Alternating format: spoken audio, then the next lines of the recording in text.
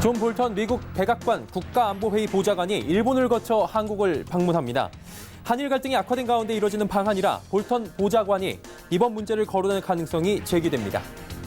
여야 원내 지도부가 일본의 수출 규제에 대한 대책을 놓고 오늘도 친일 공방만 이어갔습니다.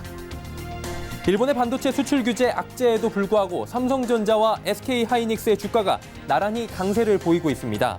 특히 외국인 투자자들은 20거래일 연속으로 삼성전자의 주식을 대거 사들였습니다. 정부가 민간 택지에도 분양가 상한제 도입을 예고한 가운데 주택 소비자들에게 로또가 될 것이라는 기대감이 돌고 있습니다. 오늘 이슈플러스에서 분양가 상한제의 오해와 진실에 대해 파헤쳐보는 시간 마련해 보도록 하겠습니다. 센 뉴스 플러스 시작합니다.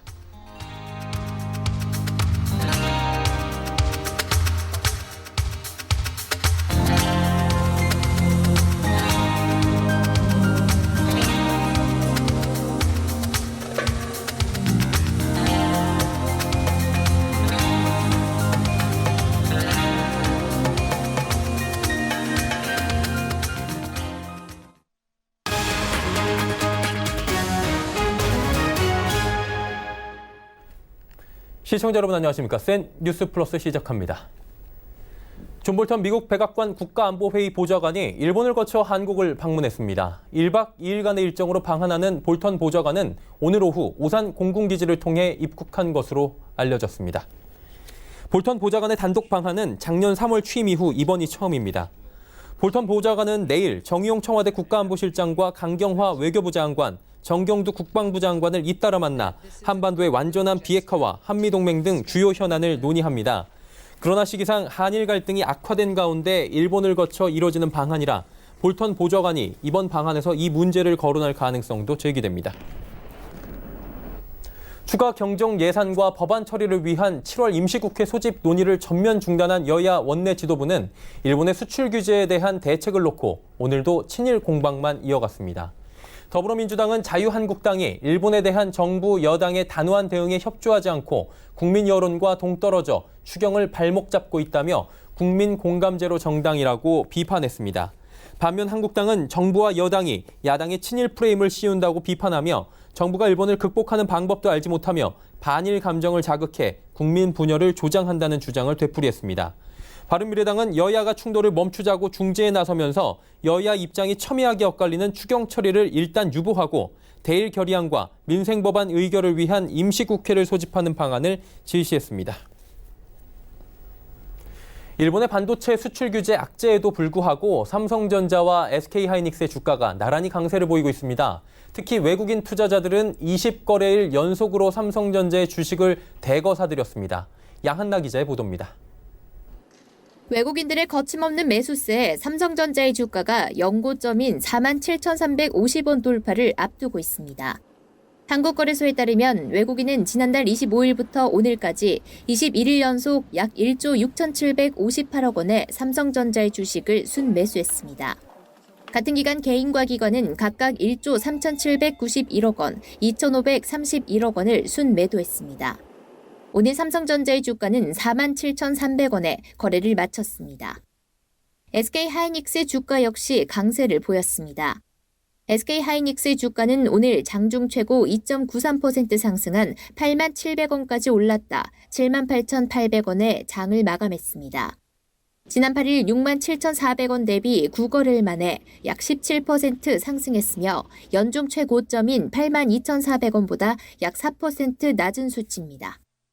권성률 DB금융투자연구원은 일본의 소재 수출 규제 이슈가 D램 감산 기대감을 끌어올리는 효과를 내 D램 가격이 급등하는 호재로 연결됐다고 전했습니다.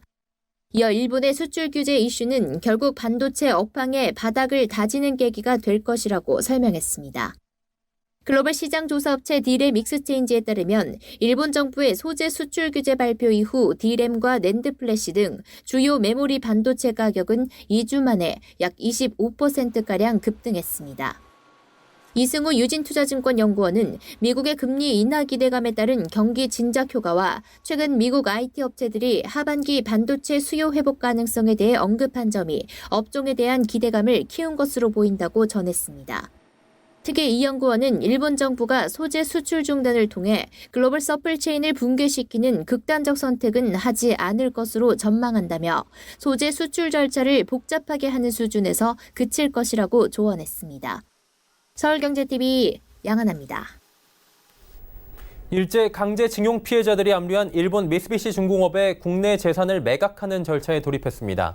근로정신대 할머니와 함께하는 시민 모임은 오늘 기자회견을 열고 미쓰비시 중공업 압류 자산에 대한 매각 명령을 대전지법에 신청했다고 밝혔습니다. 피해 당사자들이 미쓰비시 측 재산의 매각 명령을 신청함에 따라 법원은 송달과 신문 등의 절차를 거쳐 조치할 것으로 보입니다. 법원이 매각 명령을 내리면 압류된 미쓰비시 소유의 한국 내 상표권 2건과 특허권 6건이 어느 정도의 가치를 지니는지 감정평가를 한 뒤 이를 근거로 경매에 붙이게 됩니다. 경매에서 최고가로 낙찰받은 매수인이 대금을 입금하게 되면 피해자 측에 배상금이 지급됩니다. 통상적으로 내국인의 재산을 매각하는 절차는 3개월 정도 걸리는데 외국 재산인 만큼 매각까지는 6개월 이상 걸릴 것으로 변호인단은 보고 있습니다.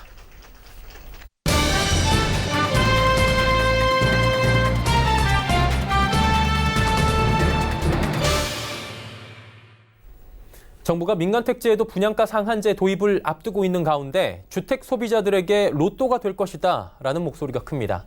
집값을 잡는 효과도 없을 것이란 얘기도 나오고 또 공급 부족으로 되래 집값이 폭등할 것이다라는 우려도 나옵니다. 이 말들 다 맞는 말일까요?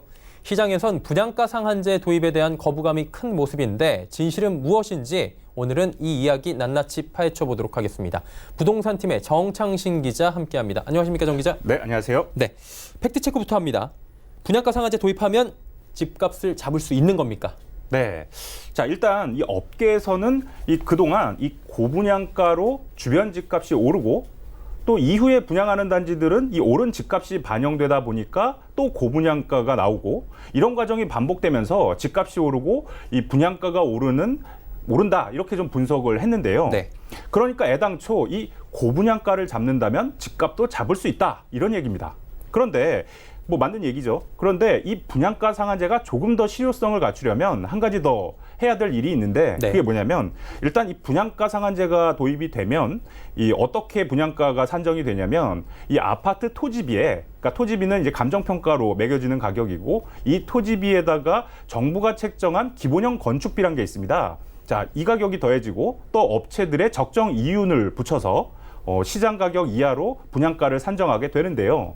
그런데 이 기본형 건축비를 산정할 때 이 공사비를 좀 투명하게 공개를 하면 뭐 좀 공사비 뻥튀기 하는 걸 좀 막을 수 있으니까 분양가를 좀 더 실효성 있게 할 수가 있는 거거든요. 그러니까 쉽게 말해서 뭐 고가의 자재를 썼으면 어디에 얼마 가격에 이 자재를 썼는지를 좀 명확하게 밝히라는 얘기입니다. 네. 한마디로 투명성이 전제가 된다면 이 분양가 상한제 실효성도 높아질 수 있다 이런 말씀이신 것 같은데 이게 근데 처음이 아닙니다. 2007년도 한마디로 노무현 정부 때 분양가 상한제가 도입이 됐었고요. 2014년도까지 시행이 됐었는데 그때 당시는 상황이 어땠나요?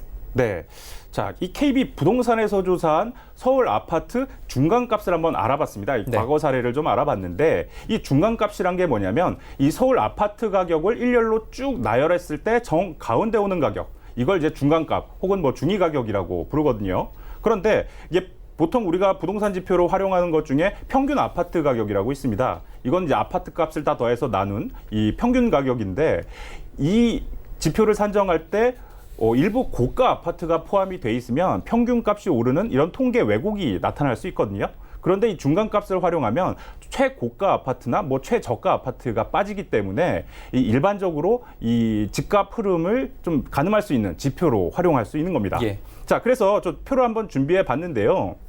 자, 보시면 지금 나오고 있죠. 자, 2007년 9월에 민간 분양가 상한제가 시행이 됐는데 자, 2008년 9년을 좀 보시면 소폭 상승하다가 10년에는 좀 하락을 했고 이후 2011년에 또 소폭 상승했다가 2014년까지 4년 동안 좀 전반적으로 하락하는 모습을 볼 수가 있습니다. 그러니까 이 분양가 상한제를 도입을 했더니 집값이 크게 오르지도 않고 내리지도 않는 좀 안정된 모습을 보였다. 이렇게 좀 분석을 할 수 있고요.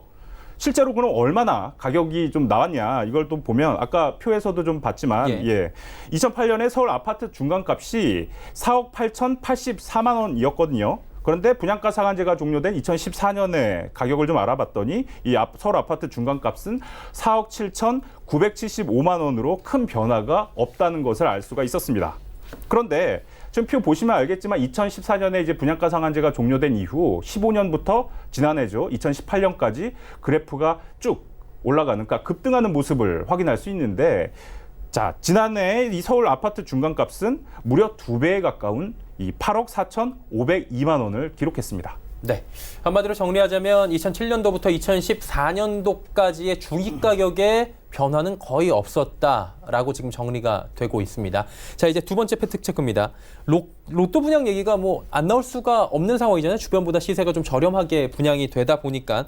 그런데 시행사가 가져가고 있는 시세 차익의 일부, 즉 한마디로 시행사가 이것을 분양함으로써 가져가고 있는 이득을 소비자들이 가져가는 게 이게 잘못된 것이냐, 뭐 이런 얘기들이 있잖아요. 그렇죠. 이 얘기에 좀 포커스를 맞춰볼까요? 예. 자, 정부가 이 민간 택지에도 분양가 상한제를 도입한다라는 얘기를 했을 때 일부에서는 뭐 로또 분양이 쏟아질 거란 얘기들이 아주 지금도 뭐 목소리를 나오죠. 내고 있죠. 예. 그러니까 분양가가 시세보다 낮게 책정이 되다 보니까 이 아파트를 분양받은 사람들은 수억 원의 차익을 누릴 수 있을 거다라는 얘기인데요. 자, 하지만 이 당첨자가 가져가는 수익을 만약에 제한을 한다면 누군가는 이 혜택을 볼 텐데 그게 바로 누굴까요? 시행사나 조합 측이 된다는 얘기죠. 그렇죠. 바로 이 개발 주체들이죠. 말씀하신 대로 예. 시행사나 뭐 재건축, 재개발, 정비사업 조합이 되겠죠. 그런데 잘 아시다시피 지금 우리 분양시장은 이 가점제가 확대되면서 무주택 서민을 중심으로 이 청약시장이 지금 재편이 됐거든요. 네. 그러니까 집 한 채 사기 위해서 전 재산을 쏟아부은 사람들이란 얘기입니다. 그런데 이 분양할 때 또 특별 공급이라고 우리가 흔히 뭐 특공 하는데 이 특별 공급이라고 해서 특정 계층에게 우선 집을 마련할 수 있게 배려해 주는 제도인데 이 계층들이 누구냐면 이 신혼부부나 뭐 다자녀 가구 혹은 노부모 부양 가구 뭐 이런 계층들입니다. 이런 부류들을 우리가 뭐 투기 세력이다 이렇게 말하진 않거든요. 그런데 이들이 분양가 상한제로 좀 싸게 분양을 받았는데 나중에 시세가 올라서 뭐 차익을 좀 누렸다. 그래서 로또 분양이라는 게 뭐 잘못된 거냐? 그게 잘못은 아니라는 거죠. 이들은 뭐 투기 세력이 아니니까. 이 부동산 개발업을 하는 이 시행사 같은 이 개발 업체들은 보통 싼 값에 땅을 미리 사뒀다가 이후에 이 땅에다가 아파트를 짓고 분양을 해서 뭐 시세 차익을 거두는 그런 구조로 돈을 벌고 있는데요. 그러니까 쉽게 말해서 분양가가 비싸서 이 당첨자들의 시세 차익이 적어질수록 이 재건축 조합이나 시행사들의 이 이익은 상대적으로 커지는 구조다. 이렇게 말씀드릴 수 있겠습니다. 한마디로 지금 이 대전제는 부동산 가격이 오른다는 대전제고요. 그거에 대한 수익을 누가 가져가신 것이냐, 뭐 이 부분인데 로또라는 부분에 대해서 뭐 지금 투기 세력이 아닌 부분이 가져가는 것이 잘못된 것이 아니다라고 볼 수 있다는 거잖아요. 그렇죠. 그렇다면 반대로 투기 세력이라고 규정할 수는 없겠지만 시행사나 개발사가 그동안에 막대한 시세 차익을 챙겼다라는 부분은 보도가 많이 됐잖아요. 그렇죠. 구체적인 사례가 좀 있습니까? 네. 그러니까 이렇게 시행사나 뭐 조합 등 우리 개발 주체들이 뭐 얼마나 벌었냐 이건 솔직히 뭐 자세히 알기는 뭐 어렵죠. 쉽지는 않지만 경실련이 그 개포주공 8단지의 개발 이익을 좀 분석한 적이 있습니다. 자, 이걸 좀 알아보니까 경실련에 따르면 이 공무원 연금공단이 이 개포주공 8단지 땅을 176억 원에 샀는데 이걸 나중에 되팔 때 봤더니 1조 2천억 원에 매각을 합니다. 어마어마하네요. 예, 큰 차익을 누린 거죠. 그러니까 1조 1,700억 원의 시세 차익을 본 거고요. 또 이 땅을 산 현대건설은 토지비 차익과 건축비 부풀리기로 9천억 원가량의 개발 이익을 봤다라고 경실련은 추산하고 있습니다. 자, 이렇게 민간 택지의 분양가 상한제가 도입이 되면 또 일부에서는 이 공급이 줄어서 이 공급 부족이 집값 상승의 요인이 되는 거 아니냐 이런 또 우려도 나타내고 있거든요. 그러니까 시행사나 조합들이 분양을 미루니까, 그러니까 내가 원하는 분양가를 다 받지 못할 바엔 지금 분양을 하지 말자, 분양을 좀 미루자라는 그렇죠. 얘기인데 그렇게 공급이 줄어드니까 결국은 집값이 오를 수밖에 없다라는 얘기입니다. 그런데 이게 과연 맞는 말인지는 우리가 이 다음 이슈 플러스에서 자세히 짚어보도록 하겠습니다. 예, 보시던 시청자분들께서 다음 이슈 플러스 굉장히 또 기대를 하실 것 같은데, 자, 오늘은 분양가 상한제 팩트 체크에 대해서 이야기를 나눠봤습니다. 부동산팀의 정창신 기자와 함께했습니다. 고맙습니다. 네.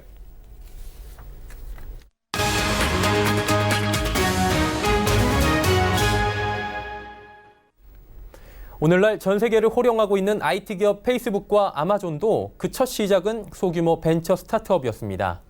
우리나라에서도 혁신 스타트업들이 제대로만 성장해준다면 수십 개, 수백 개의 유니콘 기업이 나오는 것은 시간 문제일 텐데요.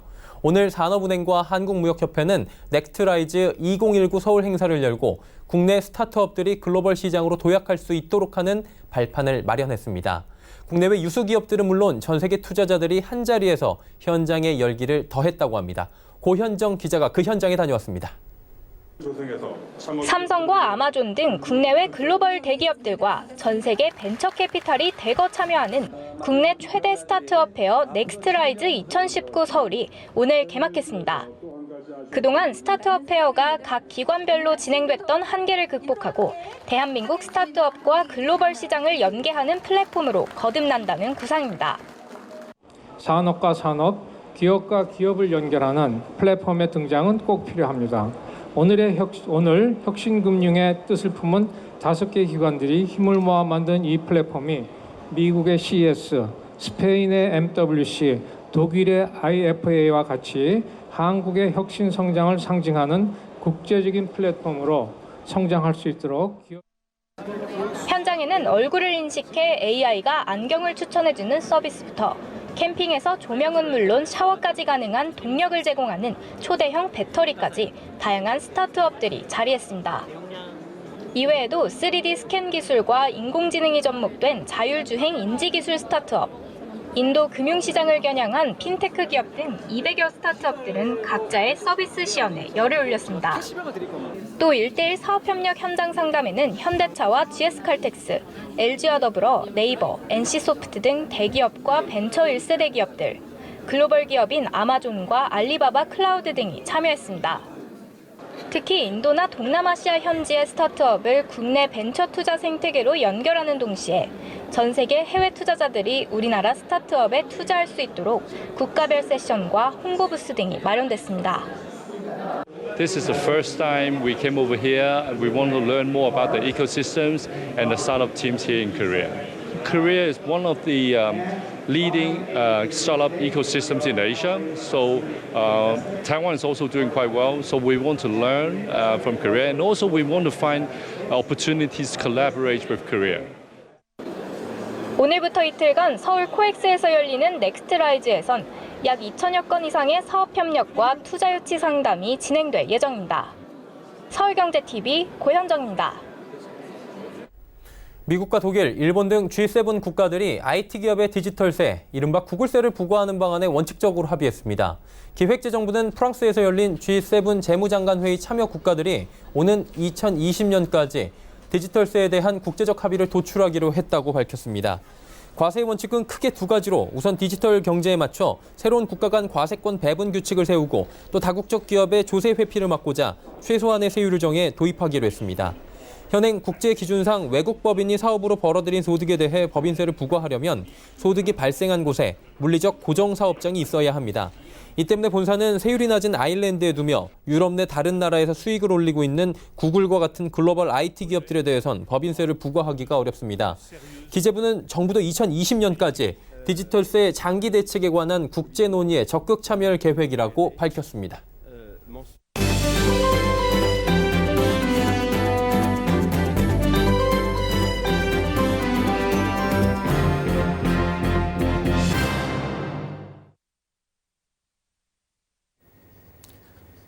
종묘 사업이라 하면 생소한 분들 많으실 텐데요. 오늘 BGNCO에서는 다양한 기능성 농산물을 생산하면서 투자자들과 또 업계로부터 주목을 받고 있는 아시아 종묘의 류경우 회장님 모시고 말씀 나눠보겠습니다. 회장님 안녕하세요. 안녕하세요. 네, 이제 투자자분들 같은 경우는 아시아 종묘에 대해서 좀 많이 알려져서 알고 계신 분들이 계시겠지만 또 일반 시청자분들은 모르실 수도 있으니 아시아 종묘가 어떤 기업인지 설명 부탁드립니다. 네, 92년 1월 달에 이제 나홀로 창업을 해서 금년 7월 현재 약 220명의 직원들이 근무하고 있습니다. 그동안에는 이제 우리나라에 없었던 허브랄지 뭐 새싹이랄지 어린잎 채소 또 이제 쌈채소 이런 그 새로운 기능성 먹거리 문화를 이끌어 왔었습니다. 네. 이제 처음에 말씀해 주셨던 것처럼 아시아 종묘를 홀로 창업하셔서 지금까지 사업을 키워 오셨잖아요. 네. 그래서 시장 내에서는 아시아 종묘가 어느 정도 점유율을 갖고 있고 어떤 위치에 있는지 좀 말씀 네. 부탁드립니다. 예, 이제 그 종자라는 것이 하루아침에 이제 만들어지지 않기 때문에 수년의 그 경력이 필요하고 또 연구 역사가 필요하거든요. 그래서 국내 시장의 점유율은 아직 아시아 종묘가 8 내지 9% 정도 수준입니다. 그러나 지금 그동안 연구해 온 이제 신품종들이 지금 쏟아지고 있어서 멀지 않아서 이렇게 점유율이 급속하게 올라갈 것이다 이런 생각을 하고 있고요. 특히 이제 저희가 개발하고 있는 품종들은 이제 안토시아닌이 많은 뭐 배추랄지 또 어린잎 채소랄지 또 혈당 강화에 도움이 되는 미인 풋고추랄지 그래서 어떻게 하면 그런 것들이 국민 건강과 함께 갈 수 있는가 이런 데 목표를 두고 신품종을 많이 만들어내고 있어서 저희가 생각할 때는 급속도로 아시아 종묘는 앞으로 발전이 많겠다 이런 생각을 해봅니다. 네. 저도 지난번 기업 탐방 때 아시아 종묘 육종 연구소 이천에 있는 연구소를 방문해서 이제 박사님들을 뵙고 네. 실제로 재배되는 모습들을 봤는데 네. 그런 부분에 있어서 아시아 종묘가 어떤 경쟁력을 갖고 있는지 좀 예. 구체적으로 설명 부탁드립니다. 저희 직원들 중에 약 32%가 이제 연구소에 계시거든요. 그래서 나이 드신 경력자분들한테 젊은 연구원들이 이렇게 5, 6명씩 붙어가지고 많이 연구를 이렇게 이전받고 있고요. 그래서 전 세계적으로 저희와 같은 사례를 모범 케이스로 보고 배워가는 종묘 회사들도 있습니다. 네. 네, 이 말씀하신 것처럼 기술 이전을 통해서 젊은 세대부터 다시 이제 농업이 더욱 발전할 수 있도록 발판을 마련하고 계신 것 같은데 이 최근 몇 년간 남북 경협주로 아시아 종묘가 좀 꼽혀왔습니다. 그 이유가 이제 북한에서도 농업을 시작하게 되면 국내 기업들에게 많은 기회가 있을 것이다 이런 분석들이 나오고 있기 때문인데 아시아 종묘에서는 이 부분에 대해서 어떤 준비를 하고 계신지 또 어떤 목표를 좀 갖고 계신지 설명 부탁드립니다. 과거부터 현재까지 기회 될 때마다 이제 북한에 이제 씨앗을 보낼 수 있다면 이제 지원을 해드리고 있거든요. 그래서 뭐 작년, 뭐 금년 똑같이 이렇게 유치원에서 필요한 종자부터 전문 채소 재배 농가까지 필요한 씨앗들을 보내고 있거든요. 그래서 금년에도 약 20여 톤의 종자를 이제 북쪽에 이렇게 보내드렸습니다. 그래서 앞으로 이렇게 남북 관계가 좋아진다면 관계 당국과 함께 협의해서 북한의 종자 회사를 만들어서 어떻게 하면 우리가 해외 지금 14개 국가에서 종자를 생산해서 들여오고 있거든요. 그래서 어쩔 때는 이렇게 어머니 종자, 아버지 종자, 귀한 유전자원을 이렇게 유출당할 때가 있습니다. 그래서 북한과 함께 종자를 생산하는 것을 우리가 채종이라고 하는데 그 채종 사업을 좀 하고 또 우리의 우수한 품질의 종자를 북한에 보내서 그쪽에서 신선 농산물로 생산을 해서 제3국가들에게 이렇게 수출할 수 있는 그런 것들을 계획하고 준비하고 있습니다. 네. 제가 알고 있었던 것보다 훨씬 좀 구체적인 목표를 갖고 계신 것 같습니다. 이 북한과의 관계뿐만 아니라 최근에는 좀 일본과 한국의 관계가 좀 갈등이 첨예해지고 있고 또 불매운동까지 벌어지고 있는 상황인데 제가 알기로는 일본에서 수입해오는 농산물들이 좀 많은 걸로 그동안 많았던 걸로 알고 있는데 여기에 대한 대체 작업도 좀 진행하고 계시다고 들었습니다. 네, 그동안 일본 종자들이 한국에서 우점을 했었죠. 특히 도마도, 뭐 멜론 종자, 최근 들어서 양파 종자도 80% 이상이 이제 일본에서 들어오는 종자들이거든요. 그래서 이러한 것들을 대체하기 위해서 이제 국가에서는 뭐 골든 시드 프로젝트다 해서 연구 사업을 벌였었고, 그 결과 이제 멜론 품종 같은 것은 일본 점유율이 거의 없고요. 도마도도 이제 한국의 점유율이 굉장히 일본이 낮습니다. 한국 회사들이 그동안 발빠르게 대체 품종을 연구를 했고요.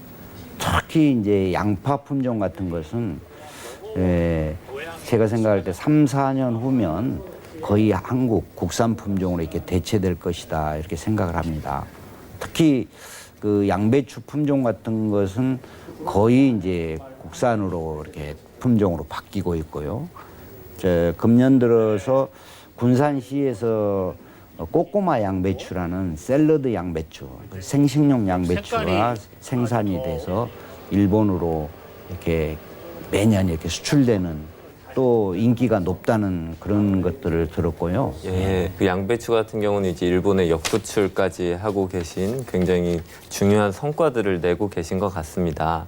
지금까지 많은 내용들을 설명해 주셨는데 이제 앞으로 아시아 종묘가 나아갈 길, 또 목표가 어떤 건지 설명 좀 부탁드립니다. 네, 저희가 급속도로 시장을 확대해 가고 있습니다. 그래서 금년에 법인 설립을 이제 호지민 지역에 했었고, 또 나트랑 지역에 약 그 10헥타의 연구소를 확보를 해서 지금 시설을 해 가고 있습니다. 그래서 2020년에는 저희가 지금 700만 불의 수출을 1000만 불대로 올려야 되겠다 이렇게 해서 지금 활동하고 있고요. 저희가 신규 사업으로는 제가 도시농업 포럼을 회장을 맡고 있는데, 국내에 이제 도시농업 분야의 산업이 커지고 있다. 그래서 저희가 하남시 IC, 서하남 IC에 도시농업 백화점 오픈 준비를 하고 있고, 8월 말경 이제 오픈을 하려고 하고 있거든요.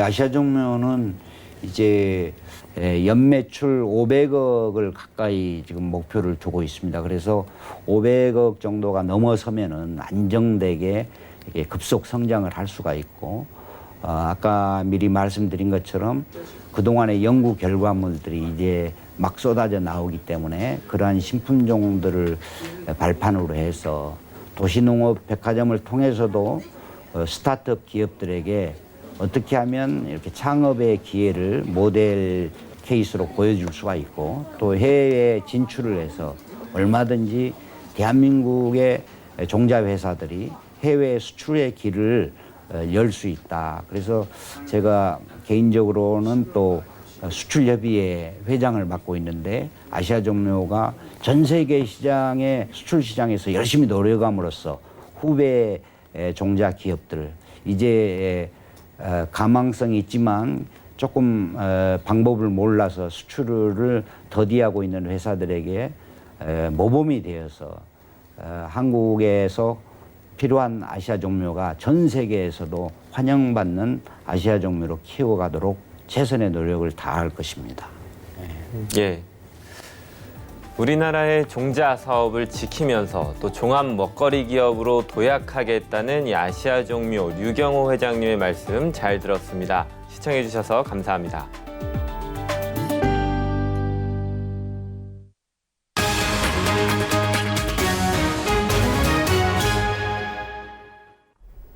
센 뉴스 플러스 마칩니다. 함께해 주신 여러분 고맙습니다.